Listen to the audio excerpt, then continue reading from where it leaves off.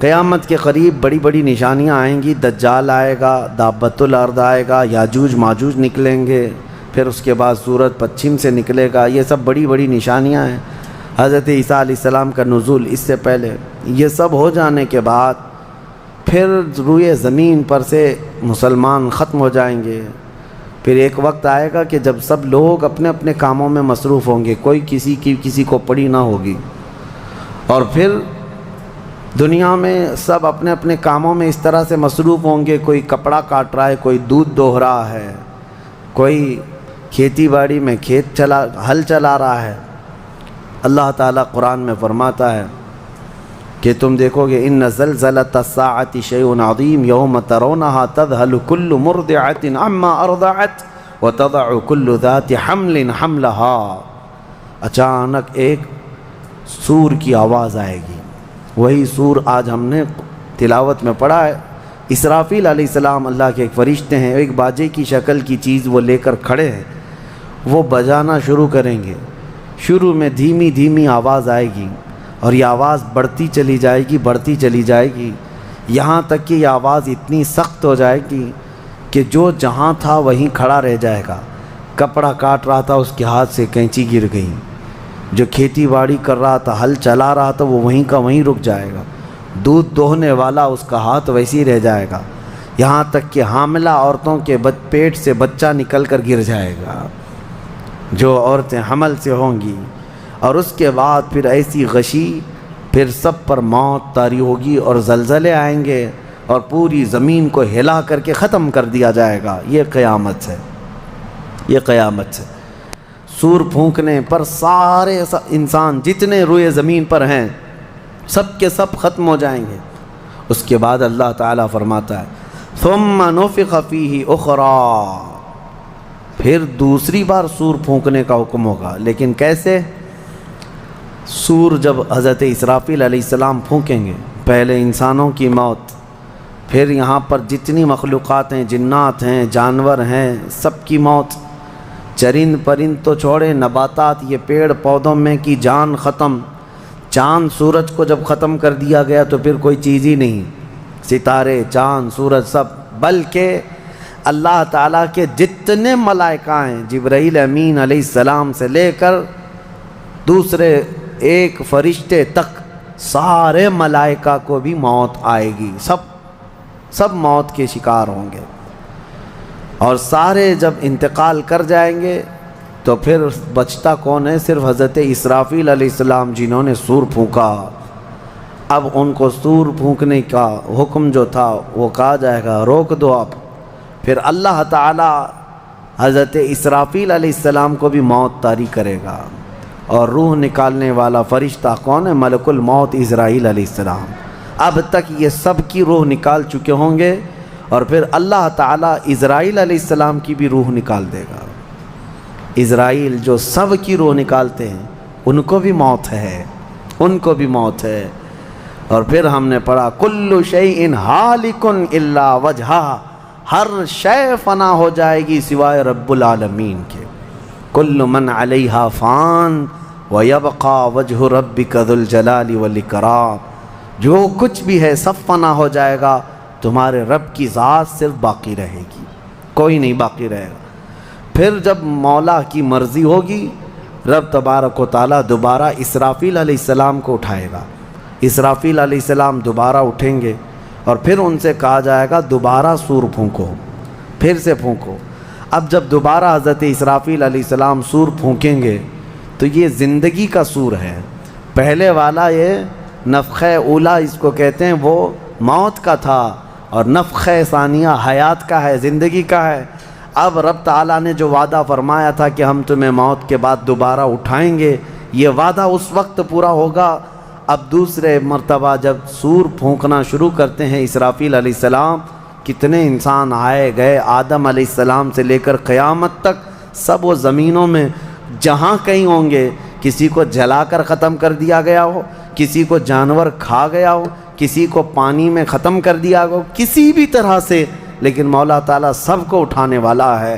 لیکن فرمایا حدیث پاک میں ہے کہ یہ دوسری سور پھونکنے کے بعد سب سے پہلے روئے زمین پر جو اٹھیں گے وہ محمد الرسول اللہ کی ذات۔ میرے آقا صلی اللہ تعالیٰ علیہ وسلم فرماتے ہیں میں اپنی قبر سے اٹھوں گا سب سے پہلے، اور محشر کے میدان کی طرف جو حضور جائیں گے تو فرماتے ہیں حضور صلی اللہ علیہ وسلم اٹھیں گے، ان کے بعد ابو بکر صدیق، ان کے بعد عمر فاروق رضی اللہ تعالیٰ عنہ، پھر ساری کائنات کو اللہ اٹھائے گا۔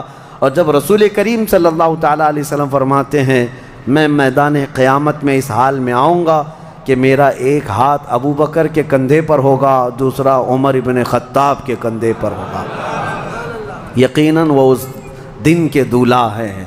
قیامت کا منظر ہے جب رسول کریم صلی اللہ تعالیٰ علیہ وسلم تشریف لائیں، اور اس کے بعد رب تعالیٰ نے فرمایا سورہ زمر میں 2 آیتیں آئی ہیں، وَسِيقَ الَّذِينَ كَفَرُوا إِلَى جَهَنَّمَ زُمَرًا۔ اب جو کفار تھے ان سب کو کھینچ کر کے لایا جائے گا میدان قیامت میں۔ پہلے تو میں آپ کو بتا دوں پوری تفصیلات قیامت کے میدان میں، اس کے بعد ان آیتوں کی تفسیر پر آتا ہوں۔ پھر جب سب کو اٹھا دیا گیا تو ایک زمین ہوگی، اب وہ زمین کہاں ہوگی وہ اللہ بہتر جانتا ہے کس جگہ، کیونکہ یہ زمین ہے ہی نہیں، یہ آسمان ہے ہی نہیں، تو پھر اس وقت بنے گا کیا یہ اللہ ہی بہتر جانے۔ کہاں بنے گا، کس طرح بنے گا، اس میں ہم نہ سوچ سکتے ہیں نہ مثال دے سکتے ہیں۔ اب آپ مجھے بتاؤ یہ جو زمین جس پہ آپ بیٹھے ہیں یہ ختم ہونے والی، کیا رہے گا نیچے؟ آسمان جو دکھ رہا ہے یہ بھی ختم ہونے والا ہے، پھر کیا رہے گا اوپر ہمیں نہیں معلوم، لیکن اللہ کریم ایک زمین بنائے گا جس کے متعلق کہا گیا وہ تانبے اور پیتل سے بنی ہوئی ہوگی، یہ مٹی والی زمین نہیں۔ اور پھر اس کے بعد سورج کو پھر دوبارہ زندہ کیا جائے گا اور سورج کو سب کے سروں پر لا کر کھڑا کر دیا جائے گا۔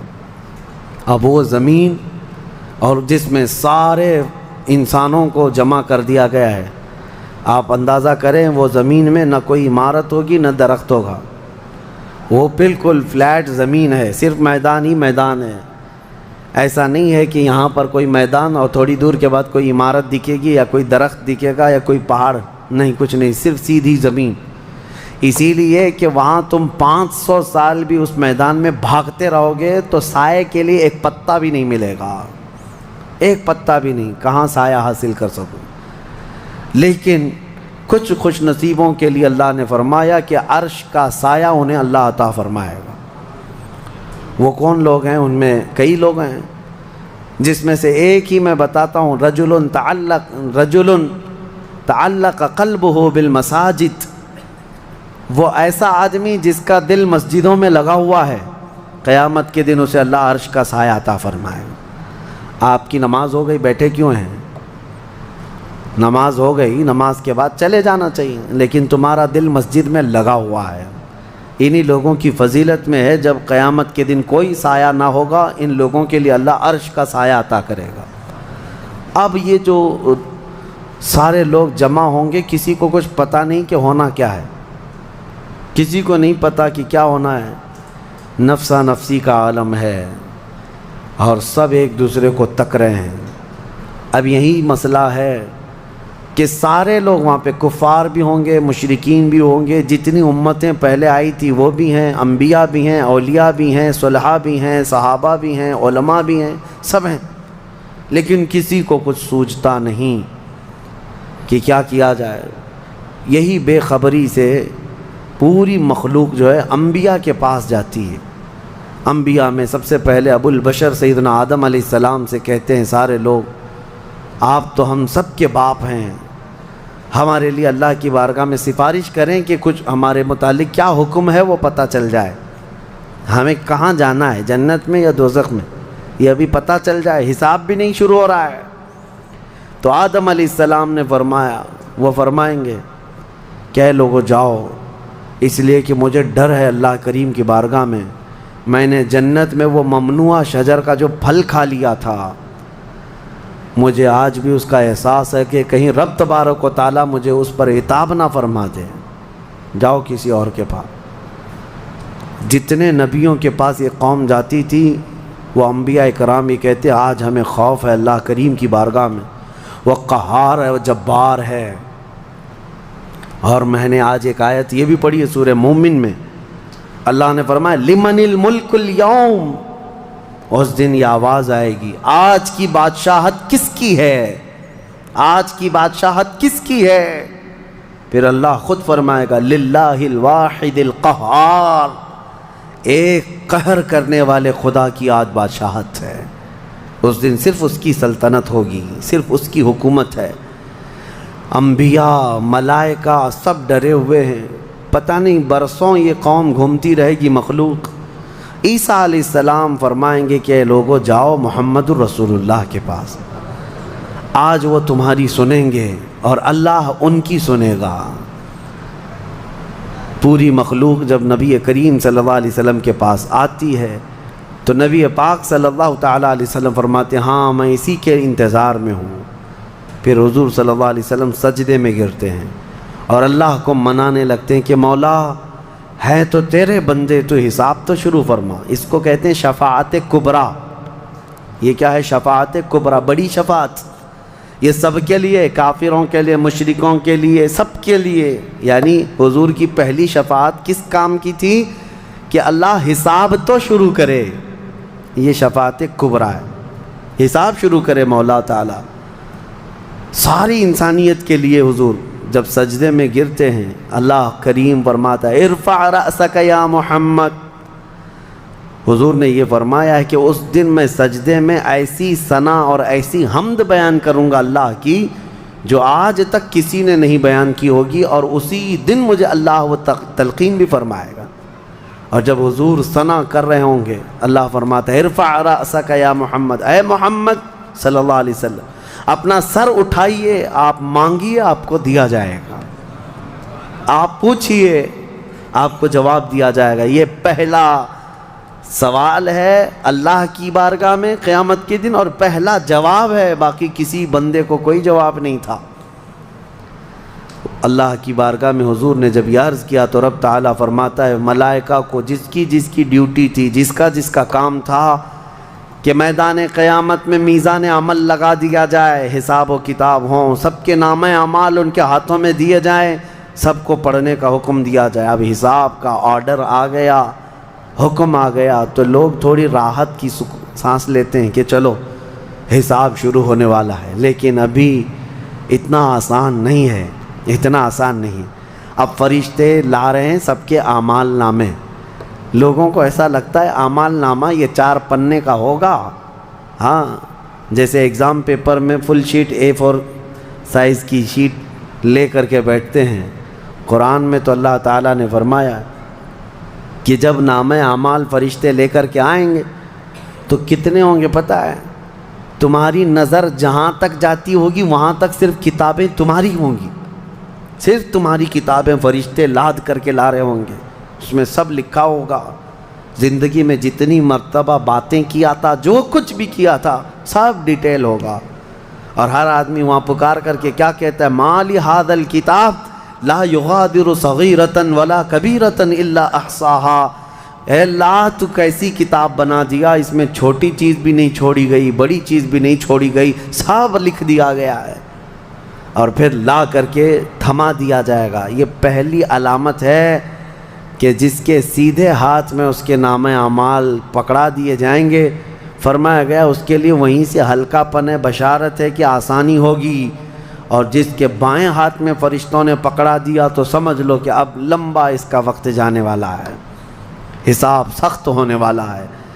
یہ تو صرف پڑھ کے سنانا ہے اور اس کے بعد پھر پکڑ ہوگی کسی کام پر۔ یہ تو نے کیوں کیا تھا، اس کی وجہ بتا۔ یہ تو نے کیوں کھایا تھا، اس کی وجہ بتا۔ اس کے ساتھ ایسا کیوں کیا تھا، اس کا سبب بتا۔ صرف پڑھ کر کے سنانا نہیں ہے، جو کیا تھا اس کی وجہ بتانا ہے۔ اور جب وجہ کچھ نہ ہوگی حکم آ جائے گا کہ انہیں اوندھے منہ کھینچ کر کے دوزخ کی طرف لے جائیں۔ یہ قیامت کے دن ہو رہا ہے۔ اب یہاں پر ایک دوسری شفاعت ہے میرے آقا صلی اللہ علیہ وسلم۔ اب یہ جو شفاعت ہے یہ خاص امت محمدیہ کے لیے۔ ایک شفاعت حضور نے فرمائی سارے انسانوں کا حساب شروع ہو جائے۔ جب حساب شروع ہو گیا تو رب حضور صلی اللہ تعالیٰ علیہ وسلم پھر سجدہ کرتے ہیں اللہ کی بارگاہ میں، اللہ فرماتا ہے محبوب سر اٹھائیں، پوچھیں، آپ کو دیا جائے گا۔ حضور عرض کرتے ہیں مولا میری امت کی